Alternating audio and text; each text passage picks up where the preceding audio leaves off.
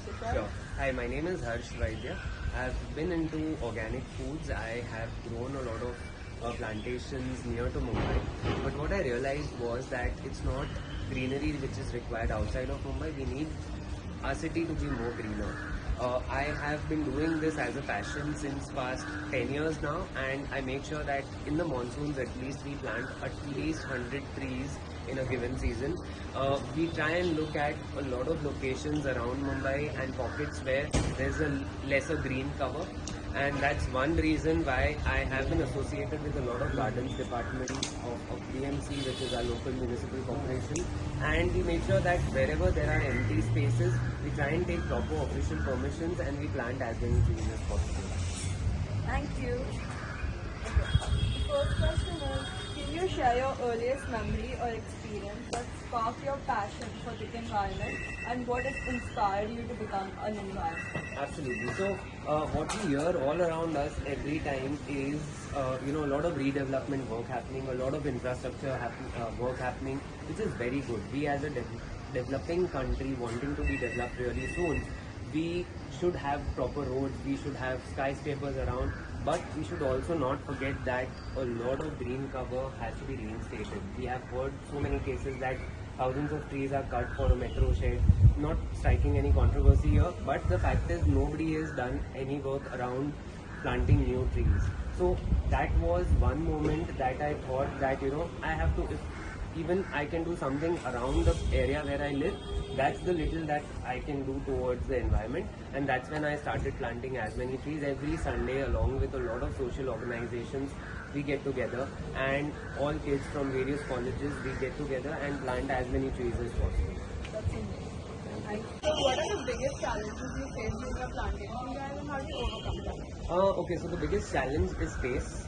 I don't know why, but as a citizen of this city, it's illegal for us to plant trees on the roads. Okay, that's an irony. When we are talking about reinstating the green cover, where would we plant trees? We live in a society where there's barely any space, and max we could do is plant a tree in a pot. But that's not what is reinstating green cover. We need trees. We need more of neem, people, banyan, bamboo.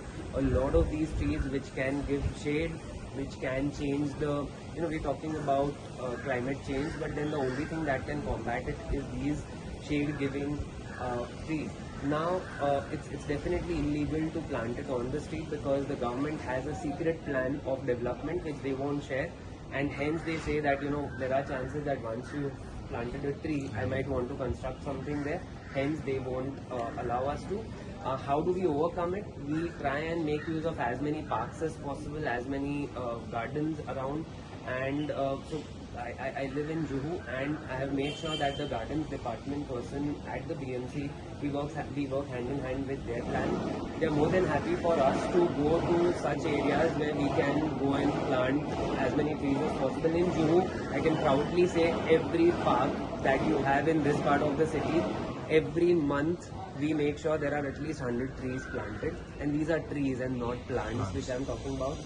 Soon, in next 20 years, when the next generation comes over, I hope this activity keeps going on, and we try and plant as many as possible. 100 is a very small number, knowing that so many buildings are getting redeveloped. We would need as many more trees as possible.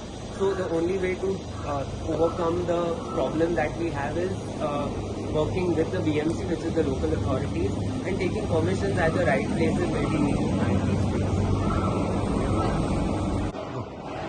In your view, what are the most urgent environmental issues we need to address today? So we have been working on a project called as Mega Man-Made Forest.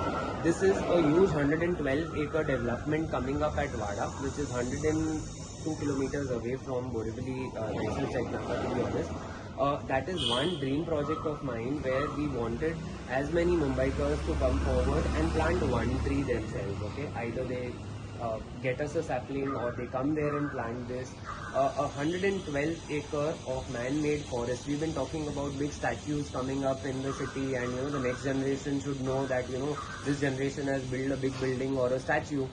Well, has anyone spoken about giving the next generation a lot of trees? That will definitely help us combat the climate change we are talking about. Like it's the month of October and it's almost 40 degrees. Why? Because there are lesser trees around. Why Vada? Because that's the nearest to a city like Mumbai. When the city is expanding, nearest that we have such a big patch of land is Vada, and thankfully the forest department there were, gracious enough to give us that space of land, and that is where we have a lot of Bollywood celebrities coming there and endorsing us. Like how we have a nice beach cleanup happening every Sunday, and it's become a trend that all the known people would want to give a hand. Why not come there? I understand it's far away and people don't want to waste their weekends coming there, but the best that we can do is to make sure that you support this in a way, because doing plantations in such big size does require a lot of manpower, it requires money for sure, requires a lot of raw material, which is a lot of equipment, a lot of saplings. So even if somebody wants to do something for that area and somebody is not able to come there, please support it, making sure that you've donated either your sweat, your energy, your efforts, or you can have money sent to the organization. We've developed a separate trust for it, so whoever donates money for us to buy saplings gets a ATG exemption and stuff like that. However, making sure people come there and know that what we've done is big in size is what the main intention is. What a wisdom for next generation. Oh, so they are the ones who can help us the most. The elderly people are now so busy with their kids, they are so happy, so busy with their workload that they have. So weekends is ideally meant for them to rest and take care of their families.